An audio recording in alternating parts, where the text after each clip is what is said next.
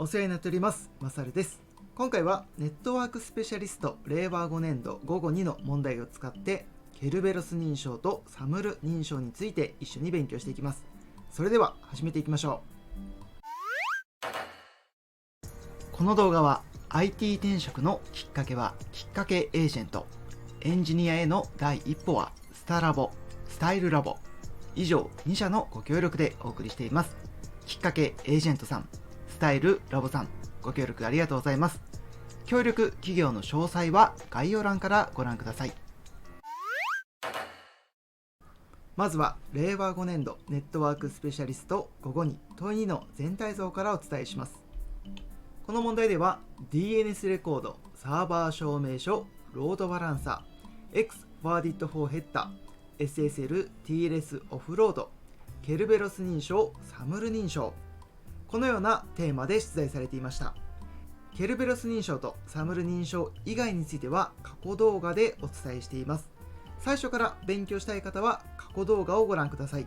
今回はケルベロス認証とサムル認証について勉強していきます。それではサムル 2.0 の調査と EC サーバーへの対応の検討という章から読み進めていきます。設問先読みです。下線11についてログイン要求を受信した EC サーバーがリダイレクト応答を行うために必要とする情報を購買担当者の認証・認可の情報を提供する IDP が会員企業によって異なることに着目して30字以内で答えよという設問です。では問題文を読み進めていきましょう。この章では EC サーバーを運用しているチームからアカウント情報の管理負荷を軽減したいという要望、そしてお客さんからは自社で管理しているアカウント情報を使って EC サーバーにログインできるようにしてほしいという要望があったことが説明されます。担当者は運用担当者とお客さんの要望に応えるためにサムルを使って対応ができないのか検討していきます。サムルについては問題文中で説明されています。サムルは認証認可の要求応答のプロトコルとその情報を表現するための標準規格であり、一度の認証で複数のサービスが利用できるシングルサインオンを実現することができると記載されています。つまりお客さんは自社のアカウントを使ってシングルサインオンを行うと、そのまま自社のアカウントで EC サーバーを利用できるようになります。その結果 EC サーバーでは自社アカウントを利用するお客さんのアカウント情報を EC サーバーで管理する必要がなくなるので、運用負荷を軽減させることができます。ここから問題文の中ではケルベロス認証を利用して社内サーバーにシングルサインオンでアクセスしている E 社を例にシングルサインオンの実装について検討していきます。ケルベロス認証というのもシングルサインオンを実現するための仕組みですよね。E 社の PC はケルベロス認証を使ってシングルサインオンを行います。それ以降、社内サーバーを利用するときには認証することなく利用することができます。Y 社の担当者はケルベロス認証の仕組みとサムル認証の仕組みを連携して Y 社の EC サーバーを利用することができないのか検討します。ここで図7が出てきます。図7は E 社内の PC から EC サーバーにシングルサインオンでアクセスするときの通信手順を表しています。どのようにシングルサインオンを実現させるのか、図7と図6を使って確認していきましょう。まずは PC が Y 社の EC サーバーに対してログイン要求を行っています。図6でも確認しておきましょう。この段階では PC がインターネットを経由して Y 社の EC サイトにアクセスしています。次は EC サーバーから PC に対してIDP にリダイレクトするように HTTP で応答を返しています。うちのサイトを使いたいならこの IDP にリダイレクトをして認証してきてくださいという応答ですね。この応答の中身が下線11で問われています。サービスプロバイダーである EC サーバーはサムル認証要求、サムルリクエストを作成し IDP である認証連携サーバーにリダイレクトを要求する応答を行うとあります。ここが下線11です。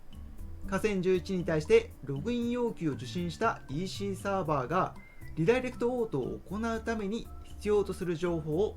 購買担当者の認証認可の情報を提供する IDP が会員企業によって異なることに着目して30字以内に答える問題です。それでは皆さん30字以内で答えを考えてみてください。それでは正解を発表します。正解はアクセス元の購買担当者が所属している会員企業の情報です。ポイントは購買担当者の認証認可の情報を提供する IDP が会員企業によって異なるという部分です。 EC サーバーにアクセスするのは E 社だけではありません。たくさんの企業がアクセスしてくることになります。それぞれの企業はそれぞれの IDP を使って認証と認可の確認を行います。なのでアクセス元の購買担当者が所属している会員企業の情報が必要です。その情報をもとにその会社が利用する IDP に対してリダイレクトの応答を行います。それでは次の設問です。この設問はすぐに出てくるので問題文と一緒に読み進めていきましょう。先ほどの河川11のすぐ後ろに河川12が出てきます。ここで EC サーバーには IDP が作成するデジタル署名の検証に必要な情報などが設定され IDP との間で信頼関係が構築されているとあります。河川12について図7の手順の処理を行うために EC サーバーに登録すべき情報を15字以内で考えてみてください。ヒントは EC サーバーはここでの設定を行うことで IDP との間で信頼関係を構築することができるようです。ではどのような情報を登録すれば IDP との信頼関係を構築することができるのでしょうか。それでは正解の発表です。正解は IDP の公開鍵証明書ですね。これは河川12だけ見ても判断できるかもしれません。IDP が作成するデジタル署名は IDP の秘密鍵によって作られるので、それを検証するために必要な情報は IDP の公開鍵です。よって IDP の公開鍵証明書が必要です。それでは次の設問です。河川13について取り出したサービスチケットを PC は改ざんすることができない。その理由を20字以内で答えよという設問です。問題文を読み進めていきましょう。EC サーバーが PC にリダイレクトを送ったら PC はその情報をもとにリダイレクトを行い IDP のログイン画面を要求します。図6を使って整理をすると PC は EC サイトからリダイレクトを受け取ってリダイレクトに従って IDP である認証連携サーバーに通信していることを意識してください。ログイン画面の要求を受けた IDP はステータスコード401を送ってユーザー認証が必要なことを伝えます。図6で言うと認証連携サーバーが PC にあなたが認証連携サーバーを利用するには認証が必要ですと応答しているようなイメージです。その後の手順で PC が DS に対してIDP のサービスチケットを要求するとあります。ここからがケルベロス認証の知識が必要になります。ケルベロス認証に関しては問題文中に説明があるので確認しておきましょう。まず DS というのはディレクトリサーバーのことです。従業員のアカウント情報を管理しています。そして PC および社内サーバーはそれぞれ自身の共通鍵を保有しています。共通鍵なので暗号化と複合には共通の同じ鍵を使います。 DS には PC および社内サーバーそれぞれの共通鍵が管理されています。つまり DS はそれぞれの共通鍵を使った暗号通信ができる状態になっています。さらに DS はチケットの発行を行う鍵配布センター機能も持っています。チケットの発行という部分が気になりますが、この次の文章でチケットについて説明されています。KDC が発行するチケットには PC の利用者の身分証に相当するチケット以下 TGT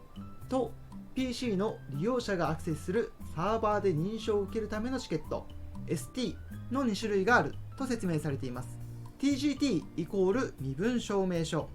ST イコールサービスを利用するためのチケットだと思ってください。今回の場合は認証連携サーバーのサービスを受けるためにサービスチケット ST が使われます。ここで中期も確認しておきましょう。購買担当者は PC にログインして TGT を取得しているが IDP 向けのサービスチケットを所有していない状態での通信手順を示しているとあります。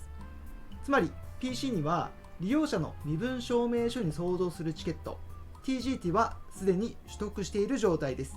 利用者が PC にログインしたときに DS から TGT をもらっている状態ということですね。なので PC は DS に対して私はこういう担当者ですという身分証明書である TGT を提示することができます。DS では TGT の内容を確認します。身分証明書をチェックするようなイメージですね。問題なければサービスチケット ST を提供します。この ST は IDP 認証連携サーバーを使うためのチケットです。この ST の中には身元情報やセッション鍵が含まれています。さらにこの情報は IDP の鍵を使って暗号化されます。DS では共通鍵を管理しているので IDP の共通鍵も持っています。さらに KDC、DS は暗号化した ST にセッション鍵などを付加し、全体を PC の鍵で暗号化した状態で PC に払い出しを行います。つまりこのような状態ですね。すべての情報を PC との共通鍵で暗号化します。鍵付きの箱をさらに別の鍵付きの箱に入れて情報を守っているようなイメージです。少し複雑な処理でしたが、PC はこの状態で情報を受け取ります。この時の情報は PC の共通鍵で暗号化されているので、他の人に盗聴されずに情報を渡すことができます。この情報を受け取った PC は自身の共通鍵で暗号化されているので情報を取り出すことができます。PC はこの時点で IDP の鍵で暗号化されている ST とセッション鍵を手に入れることができました。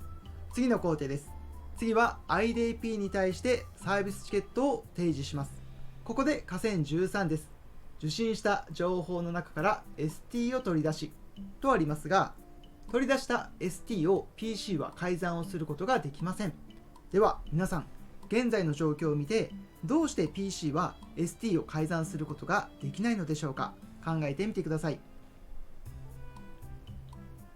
それでは正解を発表します。正解は IDP の鍵を所有していないからです。現在 ST の情報は IDP の鍵で暗号化されている状態です。なのでこの状態で PC は中身を確認することができませんし、もちろん改ざんをすることもできません。なので答えは IDP の鍵を所有していないからです。ちなみにこのセッション鍵の存在が気になった方もいると思いますが、このセッション鍵は IDP と通信をするためのセッション鍵です。このセッション鍵を使って PC は IDP と安全に通信をすることができます。では次の設問です。下線14について受信したサムルアサーションに対して検証できる内容を2つ挙げ、それぞれ25字以内で答えよという設問です。では次の処理を見ていきましょう。 IDP は ST の内容をもとに購買担当者を認証し、デジタル署名付きのサムルアサーションを含むサムル応答を作成して SP にリダイレクトを要求する応答を行うとあります。 IDP は ST の内容を確認することができますよね。なぜなら DS は IDP の鍵を使って暗号化した状態で渡してくれているので、 IDP は ST の内容を見て身元情報やセッション鍵の情報を確認することができます。ここで IDP は ST に問題がなければデジタル署名付きのサムル応答を作成します。デジタル署名をつける理由は、これから接続する EC サーバーに対して確かにこれは私が作ったサムル応答ですよということを担保するための情報ですよね。ただこの情報もこのままだと改ざんされてしまうリスクがあるので、 ST に含まれていたセッション鍵を使って暗号化を行います。こうして作成されたサムル応答を PC に送ってあげて、サービスプロバイダーにリダイレクトしてくださいと応答します。次の工程で PC は受け取ったサムルを使って EC サイトにアクセスします。サービスプロバイダーである EC サイトはサムルのレスポンスを検証します。この時のサムルレスポンスはセッション鍵を使って暗号化されているので、セッション鍵を使って複合します。するとサムルのレスポンスの情報とサムルに対する IDP のデジタル署名の情報が出てきます。この内容をもとに EC サイトはデジタル署名を検証します。では、このデジタル署名を検証することで、受信したサムルアサーションに対して検証できる内容とは何でしょうか。2つ挙げて、それぞれを25字以内で答えてみてください。それでは正解の発表です。正解は、まず1つ目が信頼関係のある IDP が生成したものであるということ。少し遡って EC サイトに IDP の公開鍵証明書を登録するという部分がありましたよね。IDP のデジタル署名は IDP の公開鍵を使って検証することができます。イメージとしては、デジタル署名が IDP だけが持つ世界に一つだけの印鑑で押された押印、そして公開鍵証明書が印鑑証明書のようなものです。このデジタル証明書を本当に信頼して良いのかどうかは、公開鍵証明書を使って確認することができます。公開鍵証明書の内容と一致したら、確かに正規の IDP から送られてきた情報であるということがわかります。今回の文脈で言うと、信頼関係のある IDP が生成したものであるということがわかるということです。では、もう一つわかることがあります。それは何でしょうか。それでは正解の発表です。正解はサムルアサーションが改ざんされていないことです。公開鍵で検証できたということは、サムルアサーションの内容が改ざんされていないことも確認することができます。デジタル署名では3つのことを担保することができます。本人が作ったデータであるという申請性、改ざんされていないことを保証する完全性、そしてある行為や取引を後から否定することができないという否認防止です。今回の文脈で当てはまるのは完全性です。サムルアサーションが改ざんされていないことを検証することができます。ここまでの流れで EC サーバーはサービスを提供するようになります。つまり無事にサムルを使ってログインすることができます。そして問題文の中では EC サーバーの増強案およびサムル 2.0 に対応するための EC サーバーの改修などについて経営会議で提案して承認を得ることができたということで、めでたしめでたし、この問題は終了です。皆さん、長い問題でしたがお疲れ様でした。最後にお知らせです。マサルの勉強部屋では成長したいエンジニアを応援するオンラインコミュニティを運営しています。オンラインコミュニティに入って一緒に勉強しませんか？一人で勉強するのが孤独、質問できる環境が欲しい、そんな方はお気軽にオンラインコミュニティに参加してみてください。定期的にいろんなイベントをやっています。勉強習慣を身につけたり、勉強仲間を見つけることもできると思います。参加方法は YouTube のメンバーになるボタンからオンラインコミュニティに参加するプランを選択していただいて、Discord と YouTube を連携してもらうと参加することができるようになります。参考までにこちらが2025年4月のイベントスケジュールです。今は春の試験に向けてみんなで一緒に勉強を頑張っています。入会金や大会にかかる費用はありません。試験前だけ参加してみようという方も大歓迎です。お気軽に遊びに来てください。それでは今回も最後まで動画をご視聴いただきありがとうございました。また次回の動画でお会いしましょう。